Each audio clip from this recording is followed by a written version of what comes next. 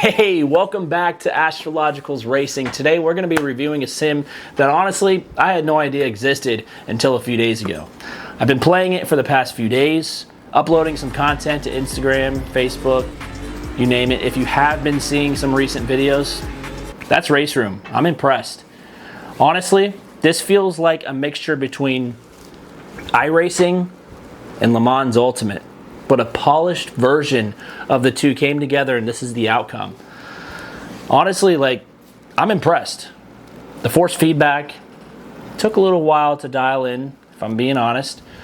This linear curvature, when you first get into the sim, it wasn't able to turn all the way, I guess you could say. There was a few kinks that I was able to spend some time on. The triples, it's a pain in the butt, and there's still a few guys out there that are still having some trouble with that. So hopefully with this guide, I can share my settings with you. And if my settings work for you, great. If they don't, then I would encourage you to check out the Reddit forums or even the Discord channel for this sim specifically, because there's a lot of helpful guys in that community specifically that'll be able to help you out probably much faster than I can.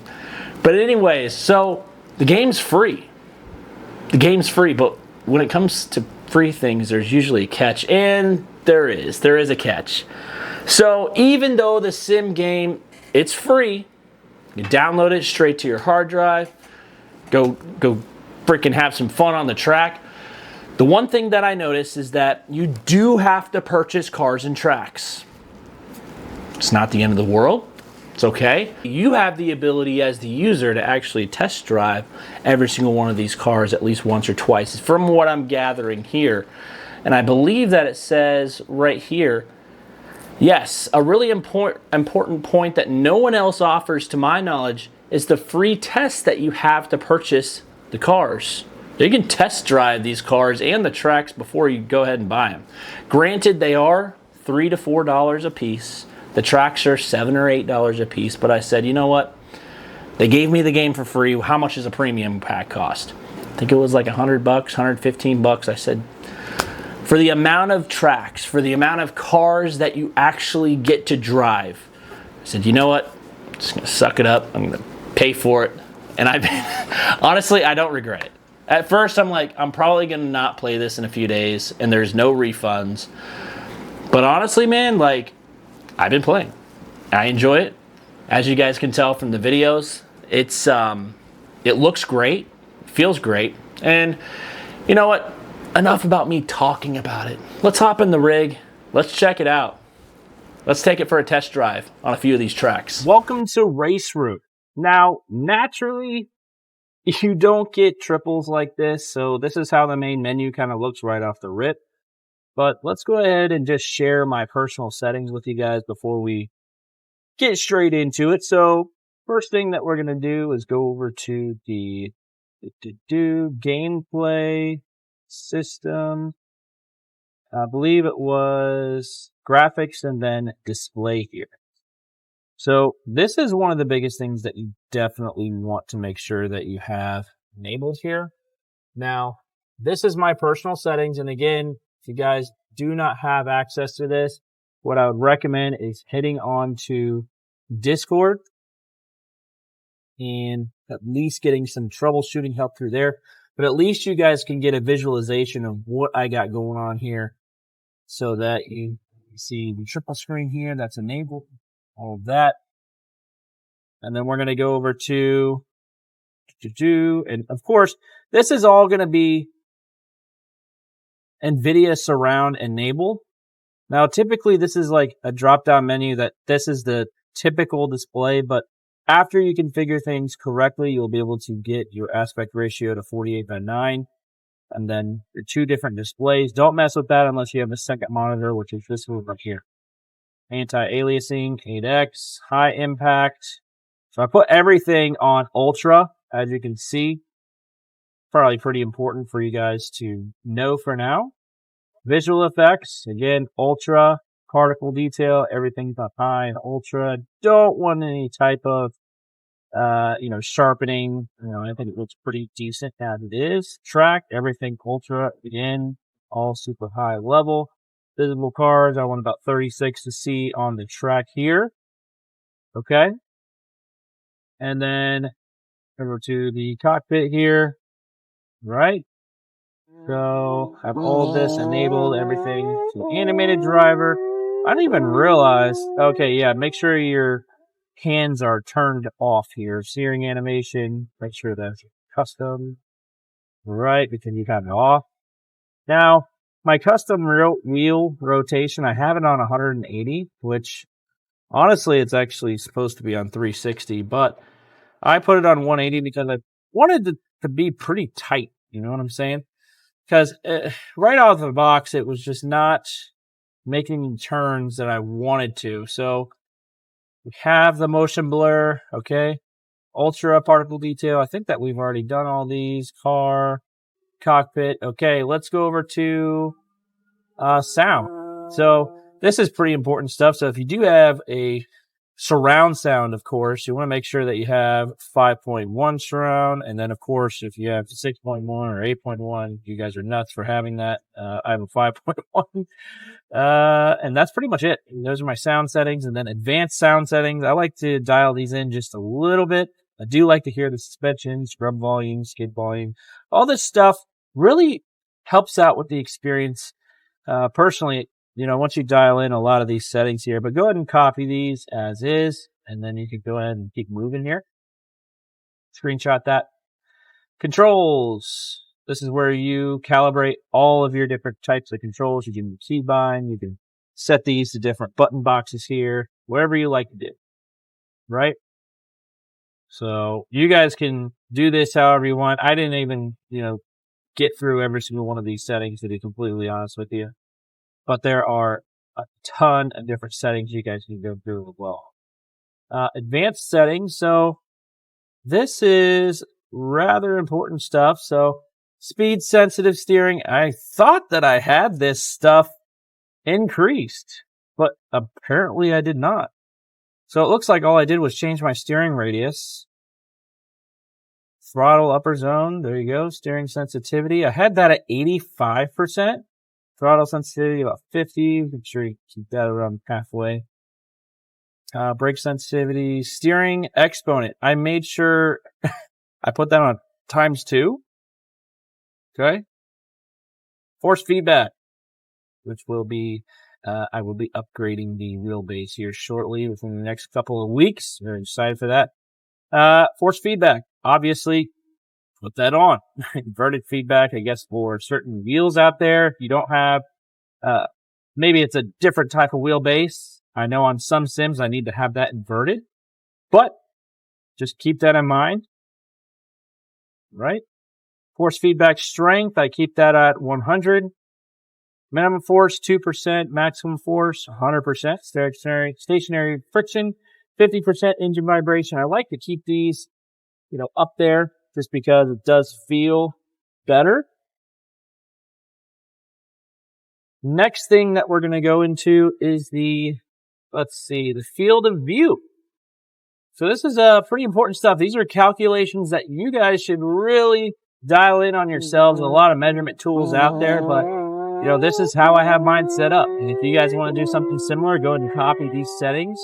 You can calibrate these on your own, however you want to do it. If you have different screen sizes, it really compensates for almost unlimited adjustability here.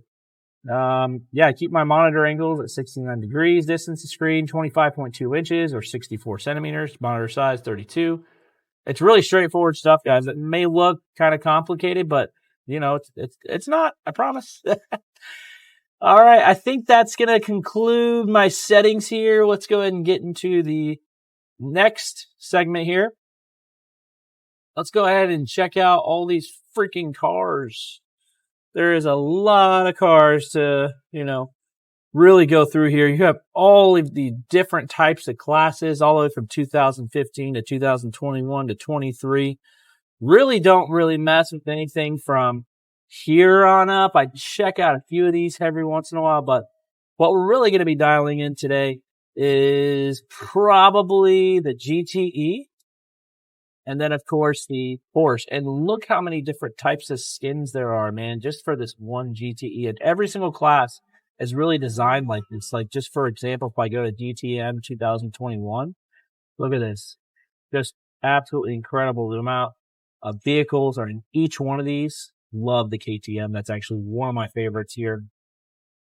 Look at this, cup cars, everything you could possibly think of. I'm going to go all the way back here to Pagani Zonda R. Enough of this, man. Let's go ahead and get on the track here, and we will go ahead and get things underway. I want to do the RSR. I like it. I kind of like the green. And then we're going to go ahead and go to, I think a really good one to showcase has been Macau. And look how many tracks. Let's talk about this for a second, just for a brief moment. Look how many different types of tracks we have here. This is nuts. This is absolutely incredible. Really like to see this on sims that they come like this. And I understand that it's not like this with every sim. You know, there's maybe 3 or 4. And Le Mans is it has a few, you know. Look at this, man. This is just endless. I haven't even tested all these yet. But I will say, a few of these, my favorite, Circuit de Harville. An incredible track here. This is actually in the city. Really, really awesome. Brands Hatch is actually really good. Bathurst, really amazing. Another one, obviously, you got the Nords here. Nürburgring, amazing. And where are we at? Where's Macau? Here it is. This is the anticipated. This is one of my favorites. This is honestly, truly one of my favorites. So we're going to strap in here. We're going to get rolling. All right. We are back. And here we are in Macau. Oh my God. I honestly I cannot get enough of this track, man. It's beautiful. And the motion blur on the sides when you're going through these close quarters here, it's notable. It looks absolutely incredible. So I'm just going to give you guys a few laps. I'm going to give you guys also just live feedback, as you can say. Here we are in the lap. First corner. Absolutely gorgeous, though. And one of the biggest things that they implemented was sunset. This is gorgeous. Sunset.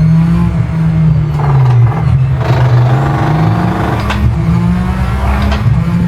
And you guys will see here, very minimal effort here. Now there is an option, and I did not go over this with you guys, so I'm just now realizing this in real time. Maybe I've overlaid a graphic over here of what I'm going to say right here. But there's an option of where you can actually increase the force feedback. Woo! A little multiplier. And what I had done, actually have a little bit of a multiplier here. I'm going to have this guy go so we can pace each other. And what that'll do is slightly increase the maximum value. And I know I'm at 100%. So I'm really used to this wheelbase at 10, 14 Newton meters. And truthfully, I think it's just time for, and I keep saying this, I'm pretty dead set on either Ace Attack, Mass Attack, or Sim Magic Ultimate. Either way, I'm pretty excited for that.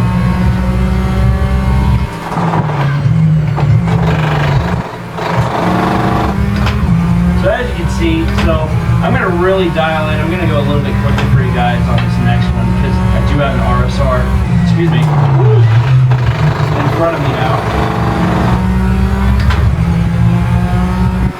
Man, dude, the sense of speed is insane. And just for reference, I am running an RTX 3080. I have to be getting at least 120 to 150 frames per second. So I'm really maximizing everything here. This game runs extremely efficiently on the RTX 3080, even pushed out to maximum value graphics here. Jesus, dude, this is just, and it's really hard to explain. You know, here you guys are viewing in a proper view here, so this is actually pretty amazing, I'm sure, for the viewer. Ooh, just the ball back there, trade the paint. see a little paint, yellow paint on me.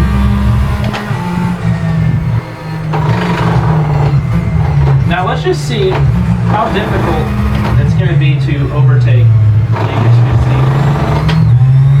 Just the difficulty here that I'm going to have trying to overtake him.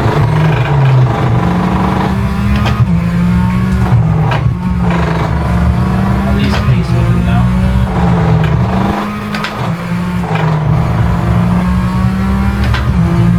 Thankfully I've had a bit of practice before recording, and everybody has asked me, do you practice on these tracks before you record? Well, this is actually a cold start, to be honest with you. Completely honest with you, I did not do any warm-up laps at all, so what you're seeing right here is truthfully live time. But typically what I'll do, especially before posting a reel on Instagram, is definitely warm up for 2 or 3 laps. Otherwise, you'll see a lot of mistakes. I'm not afraid to post them, I just prefer not to crash. Wow. So, key binding and increased multiplier, which is this little dial right here, is going to be a huge help for you guys that have lower end or maybe not as strong like myself wheelbases. What that does is that actually increases the overall value and boosts it just a little bit. Now, forewarning you, your wheelbase will run warmer. Actually, a lot warmer. Because when I was playing last night, I noticed that it was running. So, but that's going to be it. Hopefully you guys enjoyed that little gameplay here. So, let's get some final thoughts. We'll close out. All right, and we're back. So as you can see, it feels absolutely incredible. That's probably the main point that I want to point out here. It looks great, but truthfully, it feels even better. There's not a whole lot of sims out there. I mean, ACC feels slightly subpar to the physics department. What I'm really hoping for, and I think a lot of people would agree, is that Evo can really make a comeback in the physics department. Not to say that they're not there. I think that this is definitely 95, 96% there with the physics department. I mean, it feels really, really good. Some more exciting news also before I close this out. I am in the works of either going with SimMagic or Asetek. I'm getting pulled in both directions. It really just depends where my heart is. My heart's with SimMagic, right? But Asetek has been having some incredible innovations lately as well. So I'm getting pulled in 2 different directions. I just don't know which way to go. Obviously, if I go with either of the ultimate wheelbases, I don't think you're going to go wrong. SimMagic has come an incredibly long way, but so has Asetek. So I'm going in 2 different directions. Hopefully, guys, you'll see my decision in the next coming videos here, but that's going to wrap up today's video. If you guys like these videos, like, comment, subscribe. And with that, I'll see you guys on the track.